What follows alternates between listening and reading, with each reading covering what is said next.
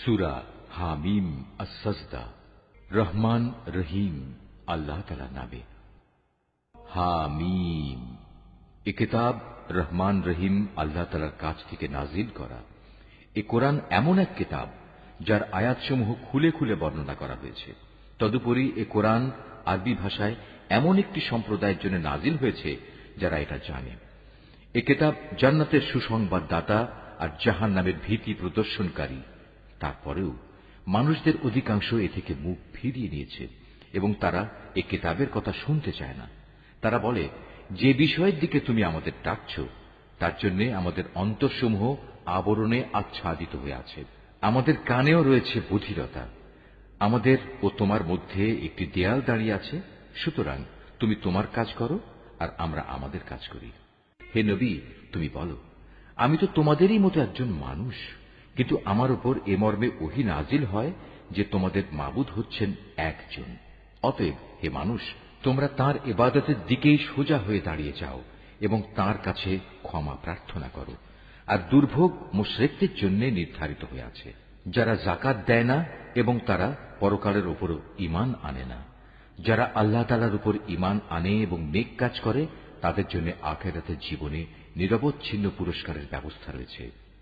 হে নবী, তুমি বলো, তোমরা কি তাকে অস্বীকার করতে চাও যিনি দুদিনে পৃথিবীকে পয়দা করেছেন, এবং তোমরা অন্য কাউকে কি তাঁরই সমকক্ষ হিসেবে দাঁড় করাতে চাও? অথচ এ হচ্ছেন সৃষ্টিকুলের মালিক। তিনি এ জমিনের মাঝে এর উপর থেকে পাহাড়সমূহ গেড়ে দিয়েছেন ও তাতে বহুমুখী কল্যাণ রেখে দিয়েছেন এবং তাতে সবার আহারের পরিমাণ নির্ধারণ করেছেন। এসব তিনি সম্পন্ন করেছেন 4 দিন সময়ের ভেতর। অনুসন্ধানীদের জন্য সেখানে সব উপকরণই সমান সমান। অতঃপর তিনি আসমানের দিকে মনোনিবেশ করলেন, যা তখন ছিল ধূম্রকুঞ্জ বিশেষ। এরপর তিনি তাকে ও জমিনকে আদেশ করলেন, তোমরা উভয়েই এগিয়ে এসো, ইচ্ছায় হোক কিংবা অনিচ্ছায়। তারা উভয়েই বলল, আমরা অনুগত হয়েই এসেছি।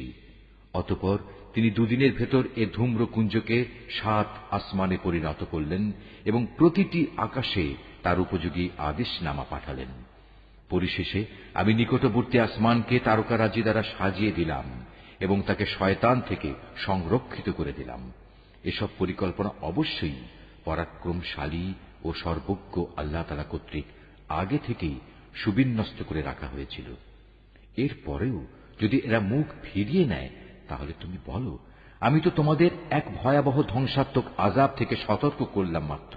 ঠিক যেরূপ ভয়াবহ আযাব এসেছিল আদ ও সামুদের ওপর, যখন তাদের কাছে ও তাদের আগের লোকদের কাছে আমার রাসূলরা এসে বলেছিল, তোমরা আল্লাহ তাআলা ছাড়া অন্য কারো ইবাদত করো না। জবাবে তারা বলেছিল, আমাদের মালিক যদি চাইতেন তাহলে তিনি ফেরেশতাদেরই নবী করে পাঠাতেন। তোমাদের যা কিছু দিয়েই পাঠানো হোক না কেন, আমরা তাই প্রত্যাখ্যান করলাম। আদ জাতির ঘটনা ছিল, তারা আল্লাহ তাআলার জমিনে অন্যায়ভাবে দম্ভ ভরে ঘুরে বেড়াত এবং বলত, আমাদের চাইতে শক্তিশালী আর কে আছে? অথচ ওরা কি চিন্তা করে দেখেনি যে আল্লাহ তাআলা তাদের সৃষ্টি করেছেন, তিনি শক্তির দিক থেকে তাদের চাইতে অনেক বেশি প্রবল। আসলে ওরা আমার আয়াতসমূহকেই অস্বীকার করত। অতঃপর আমি কতিপয় অশুভ দিনে তাদের উপর এক প্রচন্ড তুফান প্রেরণ করলাম, যেন আমি তাদের দুনিয়ার জীবনেই লাঞ্ছনাদায়ক একটি শাস্তির স্বাদ উপভোগ করিয়ে দিতে পারি। আর আখিরাতের আযাব তো আরো বেশি অপমানকর, তাদের তো কোন রকম সাহায্যও করা হবে না। আর সামুদ জাতির অবস্থা ছিল এই যে আমি তাদেরও সরল পথ দেখিয়ে দিয়েছিলাম, কিন্তু তারা হেদায়েতের বদলে অন্ধত্বের উপর থাকাই বেশি পছন্দ করল। অতঃপর তাদের অন্যায় কাজকর্মের জন্য আমি তাদের উপর অপমানজনক শাস্তির কষাঘাত হানলাম। এই প্রলয়ঙ্কারী শাস্তির কষাঘাত থেকে আমি তাদেরই শুধু উদ্ধার করলাম যারা ঈমান এনেছে এবং অপরাধ থেকে বেঁচে থেকেছে। সেদিনটির কথা স্মরণ করো যেদিন আল্লাহ তাআলা দুশমনদের জাহান্নামের দিকে নিয়ে যাওয়ার জন্য জড়ো করা হবে। সেদিন তাদের হাঁকিয়ে বিভিন্ন দলে উপদলে বিন্যস্ত করা হবে। যেতে যেতে তারা যখন তার বিচারের পাল্লার কাছে পৌঁছবে, তখন তাদের কান, চোখ ও চামড়া তাদের যাবতীয় কাজের উপর সাক্ষ্য দেবে। তখন তারা তাদের চামড়াগুলোকে বলবে, তোমরা আজ আমাদের বিরুদ্ধে সাক্ষ্য দিলে কেন? উত্তরে তারা বলবে, আল্লাহ তাআলা যিনি সব কিছুকে কথা বলার শক্তি দিয়েছেন, তিনি আজ আমাদেরও কথা বলার শক্তি দিয়েছেন। তিনি যেহেতু তোমাদের প্রথমবার সৃষ্টি করেছিলেন, তাই তোমাদের তার কাছেই ফিরে যেতে হবে। আল্লাহ তাআলা বলবেন, তোমরা দুনিয়াতে কোনো কিছুই তো এদের কাছ থেকে গোপন করার চেষ্টা করতে না। এটা ভাবতেও পারোনি তোমাদের কান, তোমাদের চোখ ও তোমাদের চামড়া কখনো তোমাদের বিরুদ্ধে সাক্ষ্য দেবে। বরং তোমরা তো মনে করতে তোমরা যা কিছু করছিলে তার অনেক কিছু স্বয়ং আল্লাহ তাআলাও বুঝি জানেন না। তোমাদের এই যে ধারণা যা তোমরা তোমাদের মালিকের সম্পর্কে পোষণ করতে, মূলত তাই তোমাদের এ ভরাডুবি ঘটিয়েছে। ফলে তোমরা মারাত্মক ক্ষতিগ্রস্ত হয়ে গেছ। আজ যদি ওরা ধৈর্য ধারণ করে তাতেও তাদের কোনো উপকার হবে না, জাহান্নামই হবে তাদের ঠিকানা। আল্লাহ তাআলার কাছে অনুগ্রহ চাইলেও কোনো লাভ হবে না, কেননা আজ তারা কোনো অবস্থায় অনুগ্রহ প্রাপ্ত হবে না। আমি দুনিয়ার জীবনে তাদের উপর এমন কিছু সঙ্গী সাথী বসিয়ে দিয়েছিলাম যারা তাদের সামনের ও পেছনের কাজগুলো তাদের সামনে শোভনীয় এবং লোভনীয় করে রেখেছিল। পরিশেষে জিন ও মানুষদের সে দলের সাথে তাদের ব্যাপারেও আল্লাহ তাআলার সিদ্ধান্ত সত্যে পরিণত হল, যারা তাদের আগে অতিবাহিত হয়ে গেছে। অবশ্য এরা সবাই ছিল নিদারুণভাবে ক্ষতিগ্রস্ত। যারা কুফরি পন্থা অবলম্বন করেছে তারা একজন আরেকজনকে বলে, তোমরা কখনো এ কোরআন শুনবে না, তেলাওয়াতের সময় তার মাঝে শোরগোল করো, হয়তো এ কৌশল দ্বারা তোমরা জয়ী হতে পারবে। আমি অবশ্যই কাফেরদের কঠিন আযাবের স্বাদ আস্বাদন করাবো, এবং নিশ্চয়ই আমি তাদের সে কাজের প্রতিফল দেব যে আচরণ তারা আমার কেতাবের সাথে করে এসেছে। এই জাহান্নামই হচ্ছে আল্লাহ তাআলার শত্রুদের যথার্থ পাওনা। সেখানে তাদের জন্য চিরস্থায়ী আযাবের ঘর থাকবে। তারা যে আমার আয়াতসমূহ অস্বীকার করত, এটা হচ্ছে তারই প্রতিফল। কাফেররা সেদিন বলবে, হে আমাদের মালিক, যেসব জিন ও মানুষ দুনিয়ায় আমাদের গোমরা করেছিল, আজ তুমি তাদের এক নজর আমাদের দেখিয়ে দাও। আমরা তাদের আমাদের পায়ের নিচে রাখব, যাতে করে তারা আরো বেশি লাঞ্ছিত হয়। অপরদিকে যারা বলে আল্লাহ তাআলাই হচ্ছেন আমাদের মালিক, অতঃপর এ ঈমানের উপর তারা অবিচল থাকে। মৃত্যুর সময়ে যখন তাদের কাছে ফেরেশতা নাজিল হবে এবং তাদের বলবে, হে আল্লাহ তাআলার প্রিয় বান্দারা, তোমরা ভয় পেও না, চিন্তিত হয়েও না। উপরন্তু তোমাদের কাছে যে জান্নাতের ওয়াদা করা হয়েছিল, আজ তোমরা তারই সুসংবাদ গ্রহণ করে আনন্দিত হও। আমরা ফেরেশতারা দুনিয়ার জীবনেও তোমাদের বন্ধু ছিলাম, আর আখিরাতেও আমরা তোমাদের বন্ধুই থাকব।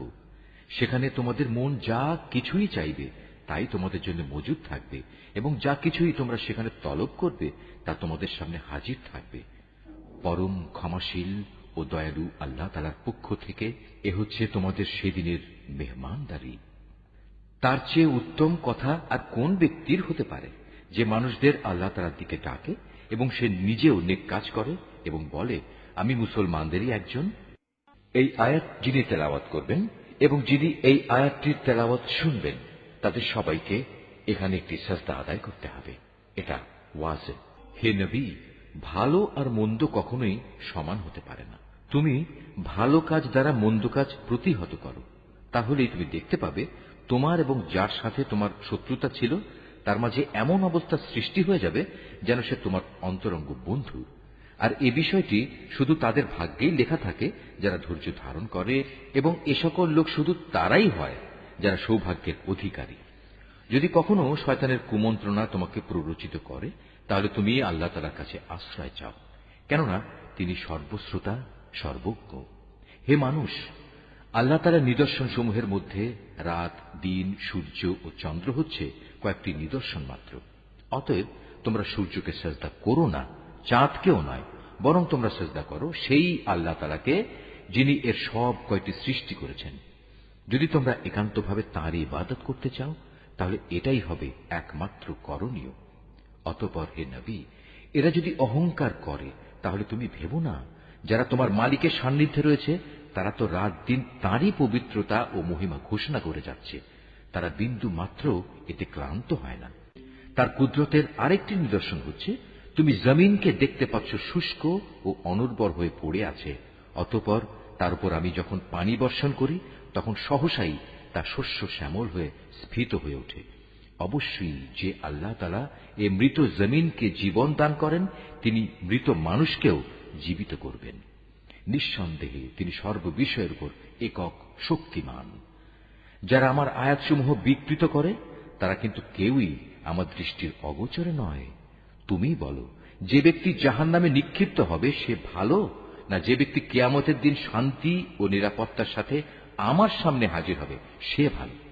এরপরেও চৈতন্যদয় না হলে যা ইচ্ছা তোমরা তাই করো। তবে মনে রেখো, তোমরা যাই করো আল্লাহ তাআলা তা অবলোকন করছেন। যারা কোরআনের মতো একটি স্মরণিকা গ্রন্থ তাদের কাছে আসার পর তাকে অস্বীকার করে, তারা অচিরেই তাদের পরিণাম টের পাবে। মূলত তা কোরআন হচ্ছে এক সম্মানিত গ্রন্থ। এতে বাতিল কিছু অনুপ্রবেশের আশঙ্কা নেই। তার সামনের দিক থেকেও নয়, তার পেছনের দিক থেকেও নয়, কেননা এটা বিজ্ঞ, কুশলী, প্রশংসিত সত্তার কাছ থেকে নাজিল করা হয়েছে। হে নবী, তোমার সম্পর্কে আজ সেসব কিছুই বলা হচ্ছে যা তোমার আগে অন্যান্য নবীদের ব্যাপারেও বলা হয়েছিল। নিঃসন্দেহে তোমার মালিক যেমনি পরম ক্ষমাশীল, তেমনি তিনি কঠোর শাস্তিদাতাও বটে। আমি যদি কোরআন আরবি ভাষার বদলে আজমি অনারব ভাষায় বানাতাম, তাহলে এরা বলতো, কেন এর আয়াতগুলো আমাদের ভাষায় পরিষ্কার করে বর্ণনা করা হলো না? তারা বলতো, এ কি আজব ব্যাপার, এটা নাজিল করা হয়েছে আজমি ভাষায়, অথচ এর বাহক হচ্ছে আরবি। হে রাসূল, তুমি বলো, এ গোটা কোরআন হচ্ছে মূলত ঈমানদারদের জন্য হেদায়েত গ্রন্থ ও মানুষের যাবতীয় রোগ ব্যাধির নিরাময়। কিন্তু যারা এর উপর ঈমান আনে না, তাদের কানে বধিরতা ছিপি আটা আছে। তাই কোরআন তাদের উপর যেন একটি অন্ধকার পর্দা। এ কারণেই সত্য কথা শোনা সত্ত্বেও তারা এর সাথে এমন আচরণ করে যেন তাদের অনেক দূর থেকে ডাকা হচ্ছে, তাই কিছুই বুঝতে পারছে না। হে নবী, তোমার আগে আমি মূসাকেও একটি কিতাব দান করেছিলাম, তাতে বহু মতবিরোধ ঘটানো হয়েছিল। আসলে তোমার মালিকের পক্ষ থেকে কিয়ামত সংক্রান্ত ঘোষণা যদি না থাকত, তাহলে কবেই আযাব এসে এদের মাঝে চূড়ান্ত একটা ফয়সালা হয়ে যেত। এরা আসলে এই কোরআন সম্পর্কে এক বিভ্রান্তিকর সন্দেহে নিমজ্জিত আছে। যে কোনো ব্যক্তি নেক কাজ করবে, মূলত সে তা করবে একান্ত তার নিজের কল্যাণের জন্য, আর যে ব্যক্তি কোনো মন্দ কাজ করবে তার অশুভ ফল একান্ত তার উপরেই গিয়ে পড়বে। তোমার মালিক তার বান্দাদের ব্যাপারে কখনো সালেম নন। কিয়ামত সংক্রান্ত জ্ঞান একমাত্র আল্লাহ তাআলার দিকেই ধাবিত হয়। কোন একটি ফলও নিজের খোসা ছেড়ে বাইরে বেরোয় না। কোন একটি নারীও নিজের গর্ভে সন্তান ধারণ করে না, না সে সন্তান প্রসব করে, যার পূর্ণ জ্ঞান আল্লাহ তাআলার কাছে মজুদ থাকে না। যেদিন আল্লাহ তাআলা ওদের ডেকে বলবেন, কোথায় আজ আমার অংশীদাররা? তারা বলবে, হে মালিক, আমরা তোমার কাছে এ নিবেদন করছি, আজ আমাদের মাঝে সাক্ষ্য দেওয়ার জন্য কেউই মজুদ নেই। এরা আগে যাদের ডাকত তারা আজ হারিয়ে যাবে। এরা বুঝতে পারবে তাদের জন্য আর উদ্ধারের কোনো জায়গাই অবশিষ্ট নেই। মানুষ কখনো বৈষয়িক কল্যাণ লাভের জন্য দোয়া করা থেকে ক্লান্তি বোধ করে না। অবশ্য যখন কোনো দুঃখ দৈন্য তাকে স্পর্শ করে, তখন সে সম্পূর্ণরূপে নিরাশ হয়ে পড়ে। যদি দুঃখ কষ্ট স্পর্শ করার পর আমি তাকে অনুগ্রহের স্বাদ আস্বাদন করাই, তখন আবার সে বলে, এ তো আমার প্রাপ্য ছিল। আমি এটাও মনে করি না সত্যি সত্যি কিয়ামত প্রতিষ্ঠিত হবে। তাছাড়া যদি আমাকে একদিন মালিকের কাছে ফেরত পাঠানোই হয়, তাহলে আমার জন্য তার কাছে শুধু কল্যাণই থাকবে। আমি সেদিন কাফেরদের অবশ্যই বলে দেব দুনিয়ার জীবনে তারা কি কি করত, অতঃপর সে অনুযায়ী আমি তাদের কঠোর আযাব আস্বাদন করাবো। আমি যখন মানুষের উপর কোনো অনুগ্রহ করি, তখন সে মুখ ফিরিয়ে নেয় এবং উল্টো দিকে ফিরে যায়। আবার যখন তাকে কোনো অনিষ্ট এসে স্পর্শ করে, তখন সে দীর্ঘ দোয়া নিয়ে আমার সামনে হাজির হয়। হে নবী, মানুষদের বলো, তোমরা কখনো একথা ভেবে দেখেছ কি, যদি এ কোরআন সত্যি আল্লাহ তাআলার কাছ থেকে এসে থাকে এবং এ সত্ত্বেও তোমরা একে প্রত্যাখ্যান করো, তাহলে তার চাইতে বেশি গোমরা আর কে হবে, যে ব্যক্তি এর মারাত্মক বিরুদ্ধ আচরণে লিপ্ত আছে। অচিরেই আমি আমার কুদরতের নিদর্শনসমূহ দিগন্ত বলয়ে প্রদর্শন করব এবং তাদের নিজেদের মধ্যেও তা আমি দেখিয়ে দেব, যতক্ষণ পর্যন্ত তাদের উপর এটা পরিষ্কার হয়ে যায় যে এ কোরআনই মূলত সত্য। হে নবী, তোমার জন্য এ কথা কি যথেষ্ট নয়? তোমার মালিক তোমার সব কিছু সম্পর্কে অবহিত। জেনে রেখো, এরা কিন্তু এদের মালিকের সাথে সাক্ষাৎকারের ব্যাপারেই সন্দিহান। আরো জেনে রেখো, এদের সব কিছুই আল্লাহ তাআলা পরিবেষ্টন করে আছেন।